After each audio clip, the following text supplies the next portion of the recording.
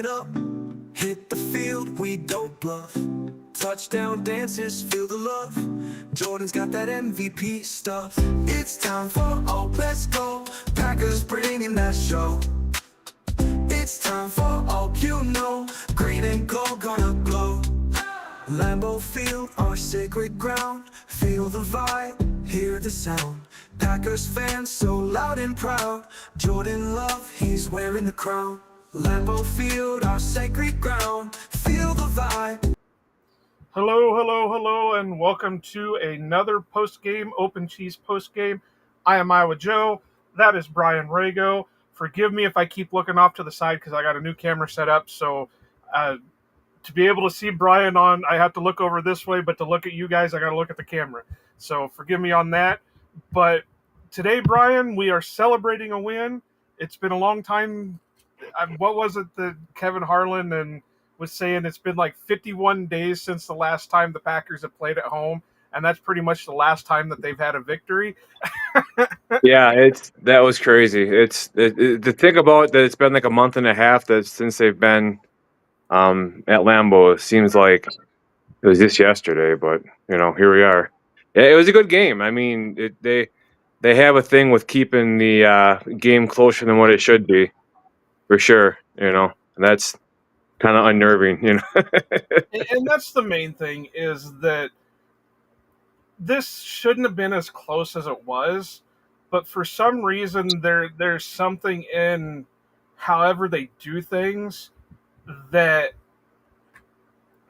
they let off the gas. And Kawano had his wonderful rant a couple weeks ago. We've talked about it constantly over and over again, that there's something with this team that just won't. They don't have like that killer instinct to just keep running up the score, and you kind of wish that they would, but what can you complain about when they actually do have a victory week? So we're not going to yell and scream too much. We're going to celebrate the win. Big win, 27-18. Again, it was a lot closer than what it should have been, but it is what it is. I am just glad we didn't have a replay of the Browns game, which it was kind of looking like there for a short amount of time. 10-0. 10-0, pretty much going into halftime. And if it wasn't for LaFleur getting that lucky timeout called right in time, it probably would have been 10-3 with a record-breaking field goal at 67 yards. But Riley couldn't get it done on the second time around, so they did go 10-0. But overall, offensive-wise, they weren't cohesive, but they still put together a ton of stats. Jordan went 19 of 26 for 259, one touchdown, one interception. That interception was ugly. That's probably the ugliest thing that he had today. True North chiming in here. Quano not showing up for work again. True North, this is Brian and I's show. Quano will be on. Matter of fact, he texted me and goes, "Are we recording at 8 o'clock?" And I said, "Well, that's going to be kind of hard because me and Brian are doing our live show at 7:30, so I don't know if we'll be done in time for 8 o'clock, but look for that episode on Monday morning with Kawano."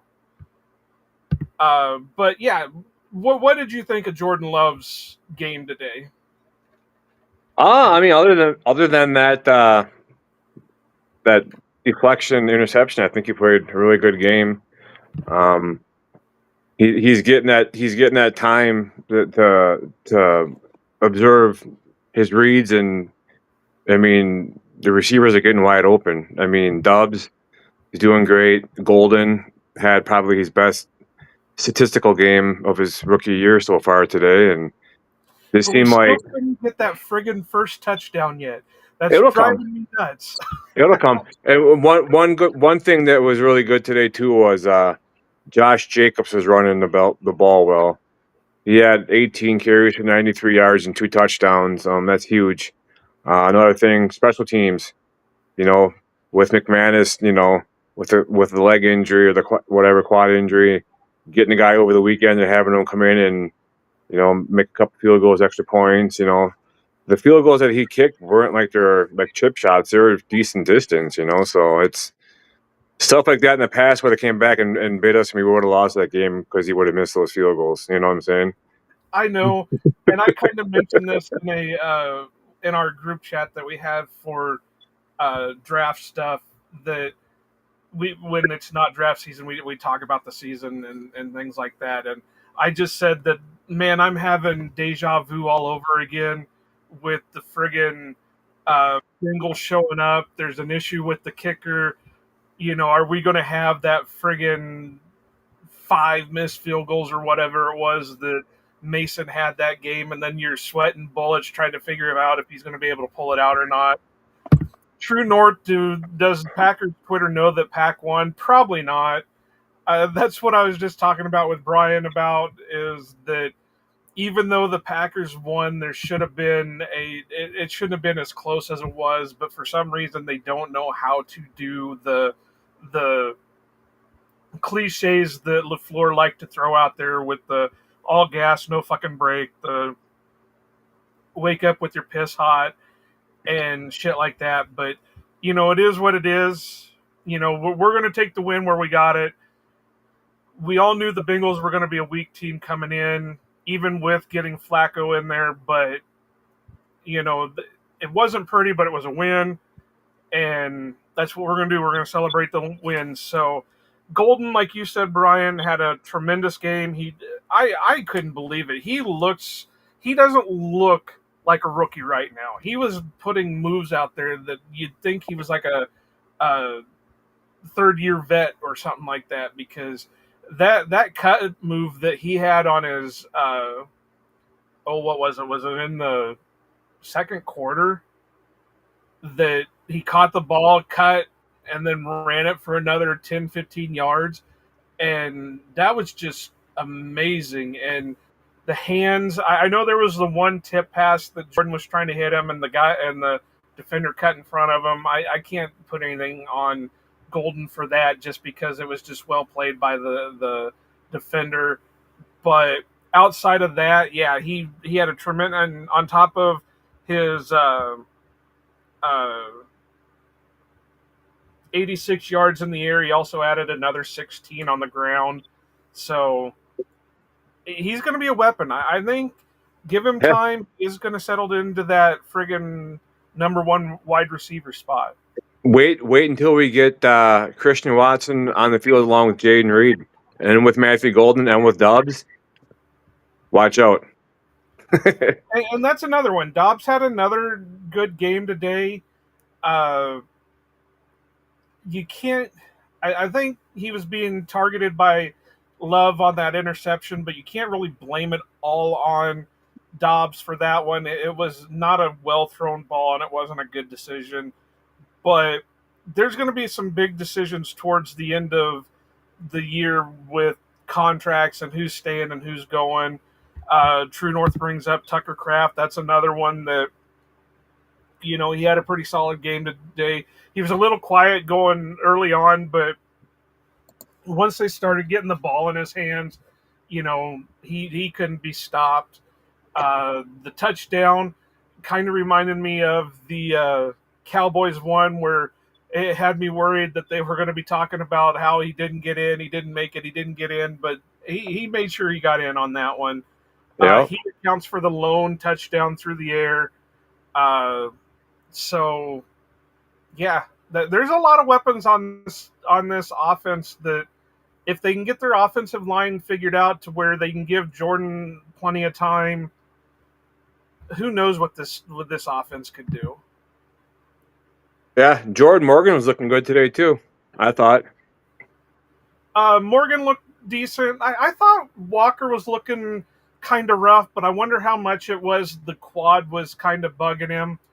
And then Tom looked like he was getting beat up pretty good, so you wonder how the oblique is affecting him, even though he's had a couple weeks of rest.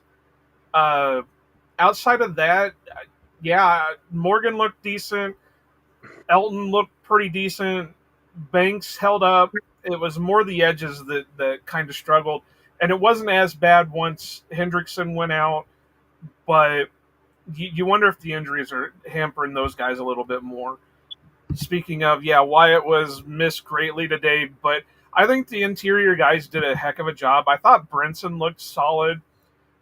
Stackhouse was, I don't know if there's much with him that you got to remember. Undrafted free agent, he's expected just to be a run stopper. So I don't know about that. But going back to the point, offensive line, interior was good. Uh, Outside guys were kind of rough today. Yeah, a little rough coming off the bye, but I mean, now we're every week we have a game now, so there's no rest in between. So it's a marathon now. Yeah. So, like I said, we'll flip over to the other side of the ball. The defensive line overall, I thought they played well. Yeah, they gave up some yardage on the ground, and the rush wasn't quite there considering you had old man Flacco in the back that can't really isn't really as mobile as he maybe once was, and their offensive line is banged up. So we really didn't get a ton of uh, hits on him. There were some pressures there and got him thrown quick, but I think he learned, and I think the rest of the NFL is learning that the thing that's going to help other teams beat the Packers defense is the quick pass, the three step drop. So, and True North, I think Carrington chirps like weekly. I think it's all week long. It doesn't even matter if anybody's there to chirp at. He is just chirping. So, and it's funny. Now, you'd rather see him chirp when he's doing good than get chirped at when he does something boneheaded, which kind of happened with the Jamar Chase catches there towards the end of the game. But yeah, what did you think of the defense today? Considering the line was beat up and we're coming off a bye, we didn't get that much pressure, I think, on Flacco. I mean, in the beginning, we kind of got pressure on him to force some unwanted throws where he just pretty much threw it to the ground or overthrew it out of bounds. But, I mean, to see Parsons get freaking held and freaking body slammed to the ground and no flags is just, shit's getting old. It's the NFL should not be, condoning something like that because it's just garbage. He's getting mauled, and he has been, and they're not calling it, and it's just ridiculous. So, other than that, I get sick of like Nixon and Valentine's getting scorched. I mean, you have wide open receivers coming across the middle, and it's usually the guys that they're guarding. It's frustrating that we don't really have a true number one dominant corner. Yeah, I didn't get to. I was trying to move my laptop so I could see a little bit better, but it was moving my camera. Yeah, I think that's the big thing Quano and I have been talking about a little bit more was we understand the need to have moved on from Jair, and obviously Jair's not doing well in this situation with the Ravens. But the fact that they didn't do anything to really replace Jair on the team. They did bring in Hobbs, and Hobbs has been okay since he's been over here. I've never believed Nixon as a true number one, even though he seems to like to think he is. And this isn't a knock against Nixon. He's been a solid player since he's been over here. I think Harlan said that he's like either in the lead or tied for the lead for pass defenses this year. But there are just moments where it's like you said, like, what are you doing out there? We saw it against the Cowboys. We saw it a little bit more today. Is Halfley wanting to play more of an off zone type of thing with these guys, or what? But yeah, and Carrington is kind of the same way. You just kind of question what the hell's going on in those situations. They did enough for what they needed to do. But I'm getting tired of did we do enough stuff? Let's go out there and let's dominate. And yes, we did get a Bo Melton sighting. I wish we would have got a little bit more on the defensive side of the ball, but hey, maybe he can take over that kick return, punt return type thing, and be a solid guy for the special teams too. Yeah, I think the Packers should keep on inquiring with Asante Samuel Jr. and get his ass to Green Bay. Now I'm going to tell you the same thing that we talk about a lot. Quano and I do, and then the guys in this group chat. Asante Samuel Jr. If he can be brought in on like a vet minimum 1 year deal just to prove it, sure, why not? But he's dealing with a neck injury, I believe. He's been kind of injury prone throughout his career, and his lone good season was his rookie year. So again, if you can get him as a vet minimum, yeah, go for it. See what he's got.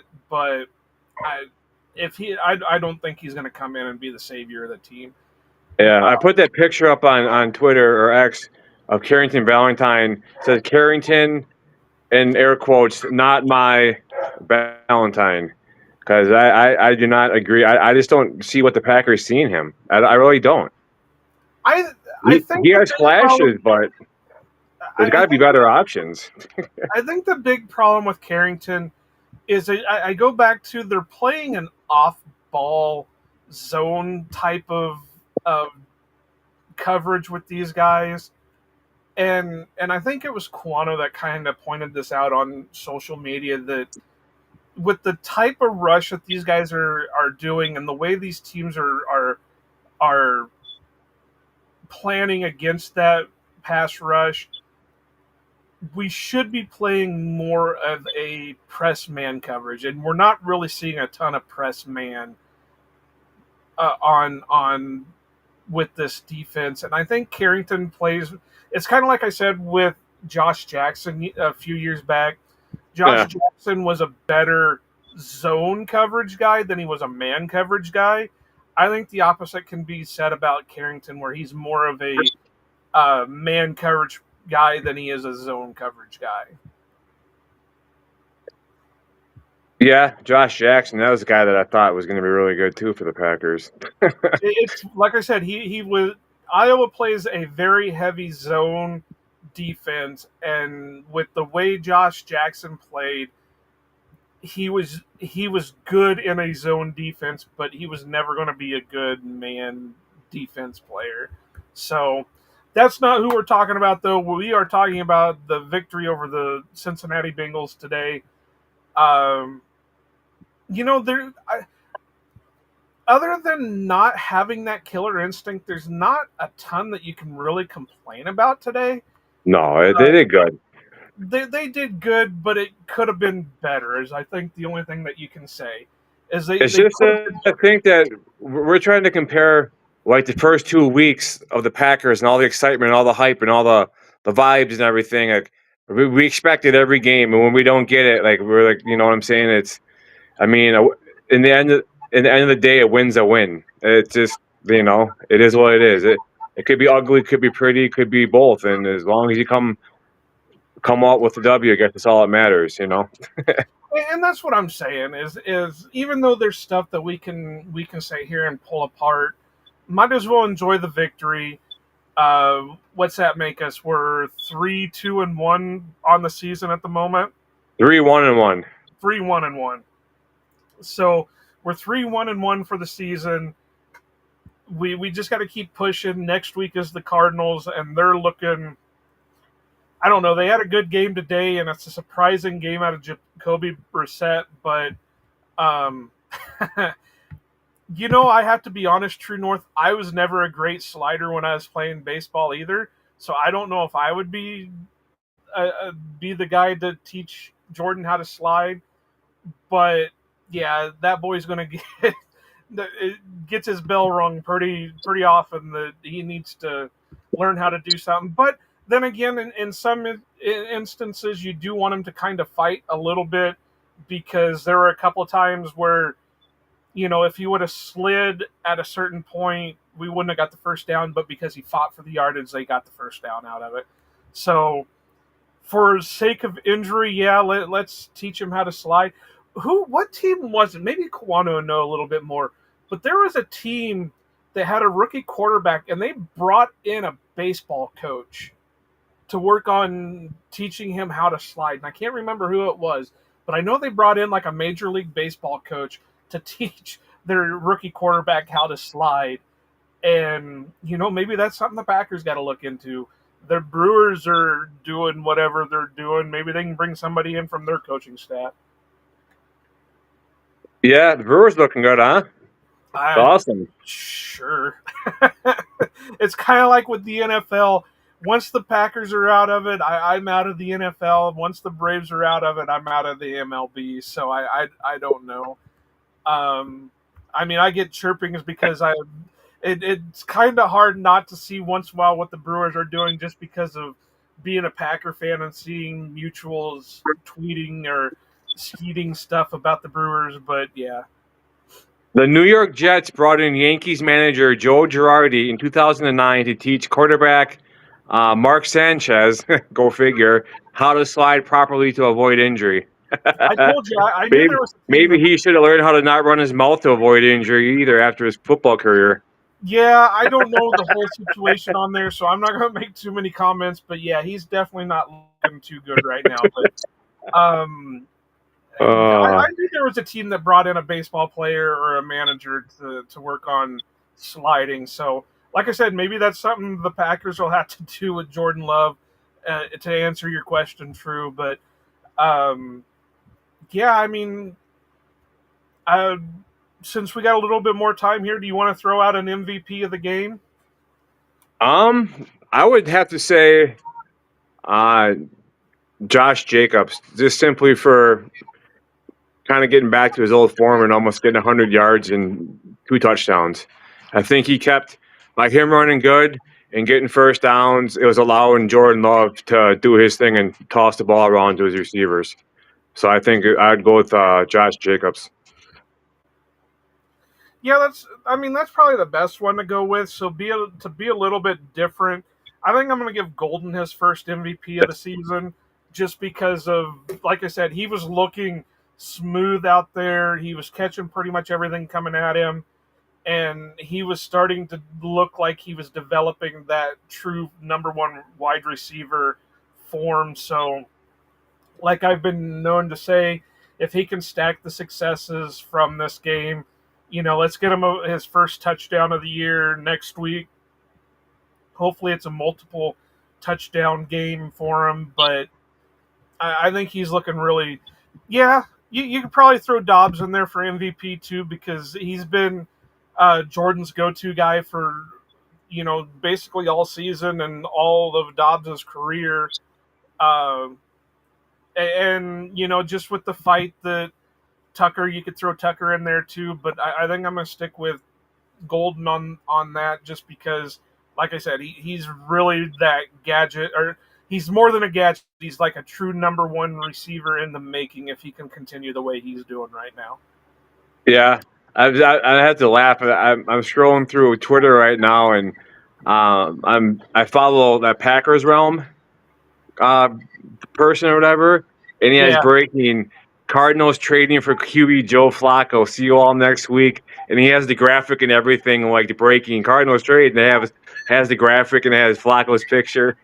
yeah, I'm sure there's going to be a lot of jokes. But like I said, Jacoby Brissett had a hell of a game today. So I don't know if he can continue next week or what, but can we give it to Musgrave, because I don't think he'll ever win it otherwise.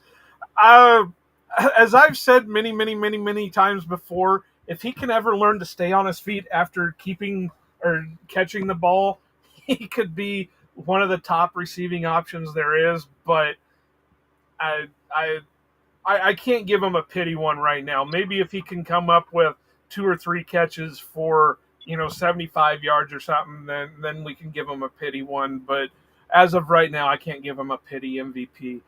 But we can give Matt LaFleur credit for going for it on 4th and 1. Yeah, you can give that. Lucas Van Ness, he had the lone sack for today. Then he went out with an injury. Yeah. Bullard was fairly good today. He he is playing that slot role very well. Um, you know, like I said, the interior offensive line, you could probably uh, do a group MVP on them because they were playing well today. But I think we're pretty set up on that. But any final thoughts, Brian, before we cut her short? I think we can win the next 3 games for sure, and go. We could be 6-1-1 before we head into Philadelphia, or into the Philadelphia game. And that's possible. I mean, let's face it, any game is a winnable game with the way the Packers can play. It's just going to depend on what Packer team you get come out there. Is it going to be a team that's actually on fire and firing on all cylinders and shit like that, or is it a team that is going to give you 3 solid quarters and 1 quarter they're going to mess everything up or whatever? But for sure, any game's winnable. I don't want to be too crazy with things, but it is possible that most likely though they can win next week for sure. What is it after that? Is that the Pittsburgh game after that? Um, I know Pittsburgh's coming up because we're working on a. they got Arizona, Carolina, Okay, Carolina's. Giants. Oh no, wait. They got Arizona. They're sorry. The schedule online goes left to right, not straight down. It goes goes October 19th. They play the Cardinals. The 26th they play the Steelers. Yeah, November that's what I 2nd they play Carolina. Then they play the Eagles. November 10th. So And the way Carolina's playing, they're looking a little. I don't know. It's a little weird with how they're playing this year because they've been putting up a lot of points. So some tough games on the schedule. Some obviously, like I said, they're games that can be won, but we'll see what happens. So we're gonna wrap it up real quick. That's it for our post game show. You can file. Brian, you want to drop your handles for people? yeah, you can find me at on X at Cheeze Talk _pod. Cheese is spelled with a Z, and then from there you can find all my other socials. It's in my profile. For us, it's Ohana _Packers on the Elon machine. You can follow me, Iowa _Joe86 on the Elon machine, Iowa Joe over at Blue Sky. It's Ohana Packers Edition on Facebook and Instagram. Start following us over on Facebook so we can try to get up to the requirements to start streaming over there when we do go live. Please go over. I've got the website on the ticker going across. That is for our merch shop. It is ope-shop.fourthwall.com. I was showing off today the new Soul Stealer Josh Jacobs Halloween themed merch. We got t-shirts, hoodies, pint glasses, coffee mugs. If there's not something in the shop that you'd like stickers or whatever, let me know. I can get that made up real quick. But support us.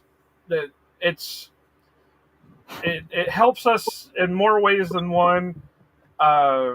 So go over, get you some good merchandise. Show off. Tell people where to find us. What we're doing over here, so we can do more for you guys. We can get more guests and everything on here. But as Mike would say, go Pack Go and aloha.